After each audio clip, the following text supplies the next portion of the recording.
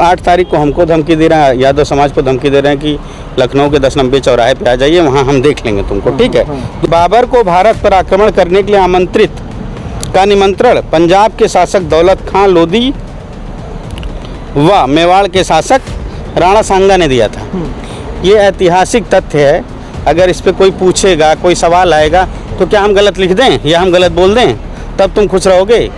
यादव सेना के साथ क्या यादव समाज भी यादव सेना का साथ देगा? जिस हिसाब से करणी सेना के लोग लगातार कह रहे थे कि इतनी बड़ी संख्या में लोग पहुंचेंगे, क्या यादव सेना का साथ देने के लिए क्या यादव लोग भी यादव सेना के साथ अपने कंधे से कंधे बड़े भाई के साथ मिलकर क्या लखनऊ के 10 नंबर चौराहे पर पहुंचेंगे? आप लगातार फोन से बात कर रहे थे, वो कौन लोग थे जो लगातार धमकियां पे धमकियां आपको मिल रही थी?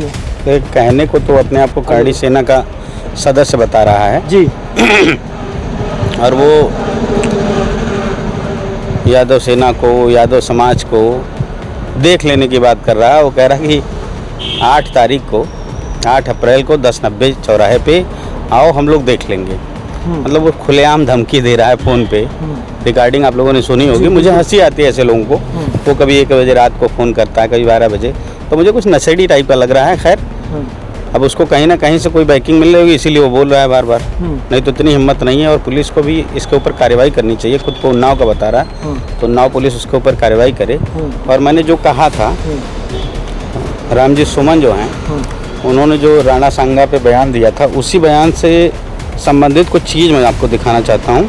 जरा करीब आके दिखाइए। उत्तर प्रदेश समीक्षा अधिकारी और सहायक समीक्षा अधिकारी की परीक्षा हुई थी, जो अधीनस्थ चयन आयोग करवाता है। तो इसको जूम करके दिखाइएगा, मैं पढ़ के सुनाता हूँ, उसको जूम करिएगा। अफगानिस्तान पर आधिपत्य के समय बाबर को किसने भारत पर आक्रमण करने के लिए आमंत्रित किया था, है ना? इसका उत्तर जो है, अफगानिस्तान पर आधिपत्य के समय बाबर को पंजाब के सूबेदार दौलत खान लोधी और मेवाड़ के शासक राणा सांगा ने भारत पर आक्रमण करने के लिए आमंत्रित किया था। वास्तव में दौलत खान की सोच यह थी कि बाबर भी तैमूर की तरह भारत को लूटकर वापस अपने देश चला जाएगा, जिसमें इब्राहिम लोदी की स्थिति कमज़ोर हो जाएगी, जिसका लाभ उठाकर अपनी स्थिति मजबूत की जा सकती है। ये 2 शख्सों का नाम है, जिसमें दौलत खान लोधी और मेवाड़ के शासक राणा सांगा, दोनों लोगों का नाम लिखा है। और ये सहायक समीक्षा और समीक्षा अधिकारी के पेपर का है। ये मेरे घर नहीं छपा है, इसको राज्य सरकार ने ही छपाया होगा, उत्तर प्रदेश सरकार ने। दूसरा एक और मैं दिखाता हूँ, आप दिखाइए, देखिए, दिखाइए, दिख रहा है आपको? दूसरा मैं एक दिखाता हूँ। दूसरा ये प्रकरण है कि एक लूसेंट प्रकाशन है, शायद आप लोग जानते हो लूसेंट प्रकाशन।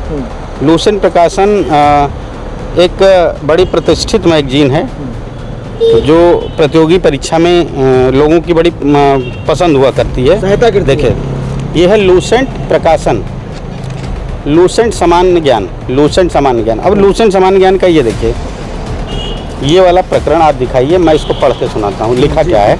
लिखा ये है कि बाबर को भारत पर आक्रमण करने के लिए आमंत्रित का निमंत्रण पंजाब के शासक दौलत खान लोधी व मेवाड़ के शासक राणा सांगा ने दिया था।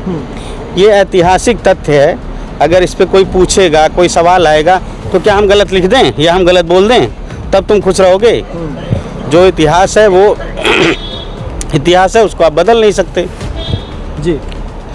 इन्हीं राणा सांगा की पत्नी रानी कर्णावती ने हुमायूं से सहायता मांगी थी, पत्र लिखकर, उनको राखी भेजकर। तो क्या वो भी गलत है? वो भी तथ्य तो बदल नहीं जाएगा।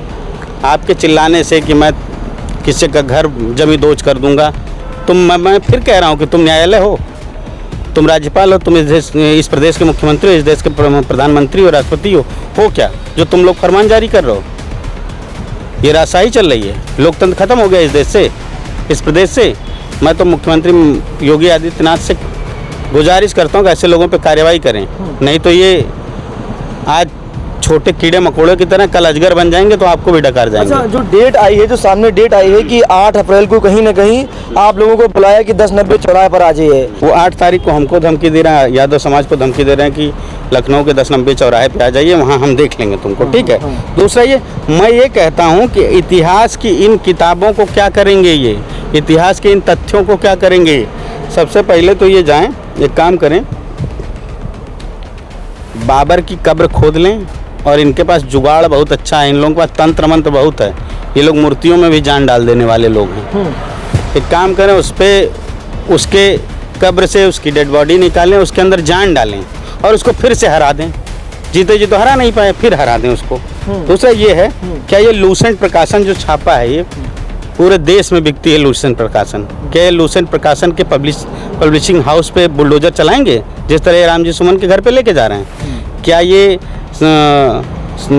अधीनस्थ चयन बोर्ड पे बुलडोजर चलाएंगे जो मैंने प्रश्न आपको दिखाया है? क्या कर पाएंगे ये लोग? नहीं। ये सिर्फ इनको चिढ़ इस बात की है कि एक दलित कैसे बोल रहा है, जिनके गले में हांडी और पीछे झाड़ू हुआ करता था, वो कैसे बोल रहा है? वो सांसद हो गया इस लोकतंत्र की वजह से, संविधान की वजह से। वो इन लोगों से पच नहीं रहा है। और ये मुट्ठी भर वो लोग आता था, टाइप के लोग हैं जिनको राजपूत समाज से कोई मतलब नहीं है, क्षत्रिय समाज से कोई मतलब नहीं। ये बताइए, इन्हीं के ग्रंथ कहते हैं कि 21 बार परशुराम ने क्षत्रियों का विनाश कर दिया था। जाओ चढ़ाई करो, जाओ परशुराम पे चढ़ाई करो। है हैसियत? तुम एक शब्द नहीं बोलते हो, बताओगे कि हम ये कर देंगे वो कर देंगे, क्यों नहीं बोलते हो? 21 बार तुम खत्म हो चुके, तुम्हारा विनाश हो चुका, तुम आ कहाँ से गए? और तुम रामजी सुमन के ऊपर चढ़ाई करने जा रहे हो। मैं कह रहा हूँ, लूसेंट प्रकाशन के पब्लिशिंग हाउस पे तुम बुलडोजर चलाओगे? तुम उससे माफ़ी मंगवाओगे?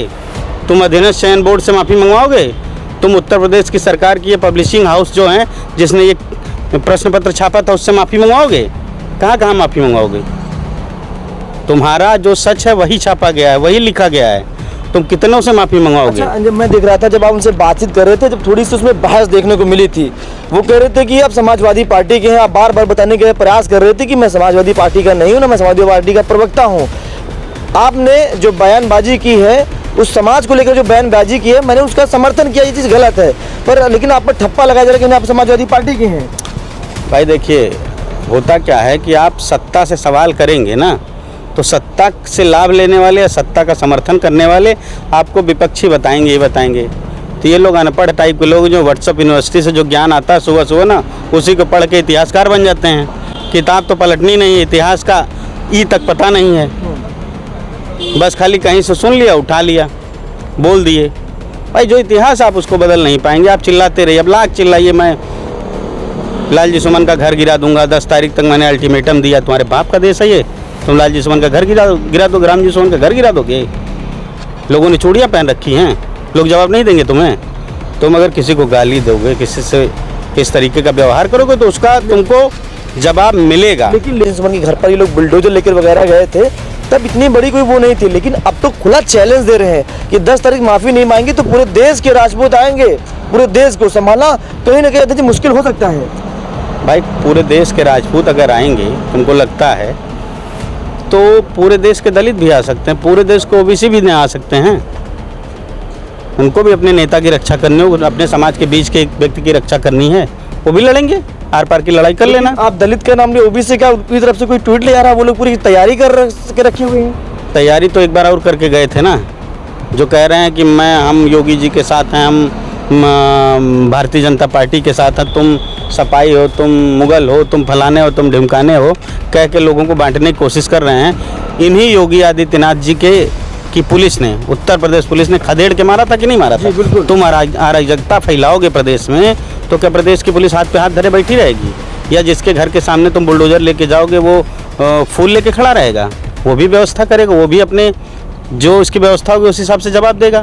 तब फिर कहोगे पुलिस को रोक लो, पुलिस ने मारा, उसके गुंडे पहले से पत्थर लेके खड़े थे, तुम बुलडोजर लेके आरती उतारने गए थे वहाँ पे। बात करने 4000 लोग जाते हैं, बात करने 2-4 लोग, 5 लोग, इनका प्रतिनिधिमंडल जाता है, बात कर लेते। हाथों में फरसा, बुलडोजर, ये तमाम सारी तैयारी लेकर गए थे। वो तो सभी ने देखा है ना भाई जी, पूरे मीडिया ने दिखाया है। बाकी ये 10 तारीख को का समय दिए हैं रामजी सुमन को कि तुम माफ़ी मांग लो। उसके पहले आपको भी समय मिला है ना, उसके पहले आप क्या करने वाले हैं? क्योंकि आपको भी समय मिला है कि 8 तारीख को हम अभी तक तो इसको एक पागल सरफिरा समझ रहे हैं, लेकिन अगर ये चाहेंगे तो उसका जवाब दिया जाएगा। 8 तारीख को हम मिलेंगे इनसे। अचानक वो लोग बम ना फोड़ दे 8 तारीख को, आप कोई तैयारी नहीं है, उनकी बड़ी तैयारी हो जाए? कोई तैयारी नहीं है। ऐसे सोशल मीडिया पे चिल्लाने और बोलने वाले लोग बहुत आते हैं जाते हैं, उससे कोई फ़र्क नहीं पड़ता। कोई मतलब नहीं उन समाज के लोगों से। क्यों नहीं जाते सबके सब मिल के जमानत लेते? क्यों नहीं जाते उनका केस लड़ते लोग? अब तो उनके ऊपर अपराध का ठप्पा लग चुका है ना, वो अपराधी बन गए ना जी। हो सकता है कि मैं एक FIR कर दूं तो ये दीपक सिंह भी अपराधी कल को बन जाए। अगर ये बार बार फ़ोन करेगा तो मुझे मजबूरन इसकी शिकायत करनी पड़ेगी। अभी आप कह रहे थे कि कभी रात को 12 बजे कभी 1 बजे मैसेज कर रहे हैं। आज उसने मैसेज नहीं फ़ोन किया था, कई बार फ़ोन किया था, 6-7 बार। तो हमने कहा हो सकता है बातों से भी लग रहा था कहीं नशेड़ी ना हो, पीयू लिया हो, उसके बाद मन में आया हो कि अब मैं तो बहादुर हो चुका हूँ, पीने के बाद मैं फिर फ़ोन कर लूँ तो मैं 1 बजे जग के उसका इंतज़ार तो करूँगा नहीं। बस मैंने इसलिए छोड़ दिया कि छोड़ो जाने दो, अभी नासमझ टाइप का होगा, उसको पता नहीं, उसको भड़का रहे हैं लोग, ऐतिहासिक तथ्य उसको नहीं पता है। यादव सेना है उस मामले को बिल्कुल गंभीर से लेना नहीं, बिल्कुल गंभीरता से नहीं ले रहे हैं, लेकिन हमारी भी तैयारी रहेगी। भाई जवाब तो देना ही है ना, अगर आप हमारे अस्मिता पे सवाल उठाएंगे तो उसका जवाब दिया जाएगा। अच्छा, तो यानी 8 तारीख को आप लोग कहीं ना कहीं पहुंचेंगे, इंतजार करेंगे? बिल्कुल पहुंचेंगे। अच्छा, 10-90 चौराहा पहुंचेंगे? बिल्कुल पहुंचेंगे भाई। ये करनी सेना के कुछ सदस्य कहने वाले दीपक सिंह ने कहीं न कहीं 2 दिन पहले चैलेंज किया था कि देखिए यादव में कितनी दम है, यादव सेना में कितनी दम है, आइए 10-90 चौराहे पर 8 तारीख को इंतजार करेंगे। तो हमारे बीच यादव सेना के राष्ट्रीय अध्यक्ष जी शिव कुमार जी, हमारी उनसे बातचीत हो रही थी, वो कह रहे थे कि अभी तो खैर हो सकता है वो किस टाइप के आदमी, लेकिन मुझे तो पता नहीं, लेकिन जिस हिसाब से वो मैसेज कॉल लगातार कर रहे हैं, ऐसा अगर कोई दमदार होता तो शायद फ़ोन पर धमकियाँ न देता, रात को 1 बजे फ़ोन करने की क्या जरूरत थी? नहीं भाई, वो व्हाट्सएप पे मैसेज भी कर रहा है, गालियाँ दे रहा है, उसको डिलीट कर दे रहा है, क्योंकि जब तक मैं देखता हूँ तो उधर से कुछ आया रहता है, उसको डिलीट कर दिया गया होता है। अच्छा, तो वो इससे पता चलता है कि वो लड़का जब उसको सुरूर चढ़ता है नशे वशे का तो इधर उधर मैसेज करता है, लोगों को फ़ोन करके धमकाता होगा, जो लोग उस पर बोले हों, जितने लोग भी राम जी सुमन का समर्थन किए हों, बोल के उसके बाद फिर उसको जब होश आता होगा कि अच्छा ये तो मैंने गलत कर दिया, उसको डिलीट कर देता होगा। इससे लगता है ओछा टाइप का, इसलिए बहुत गंभीरता से लेने की आवश्यकता नहीं है।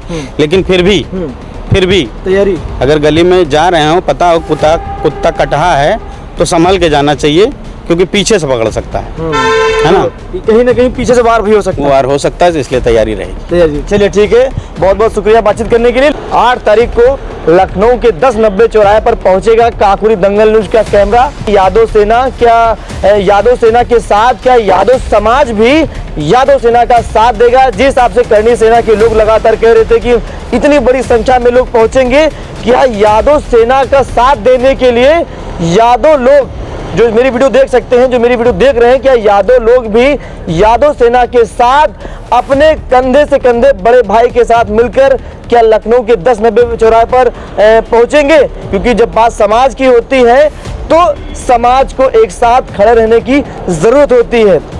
8 तारीख का दिन वो बहुत बड़ा दिन है और यादव समाज क्या वहां पर पहुंचेगा, इस सवाल लोगों के मन में बरकरार रहेगा। इस खबर में इतना ही, फिलहाल के लिए नमस्कार।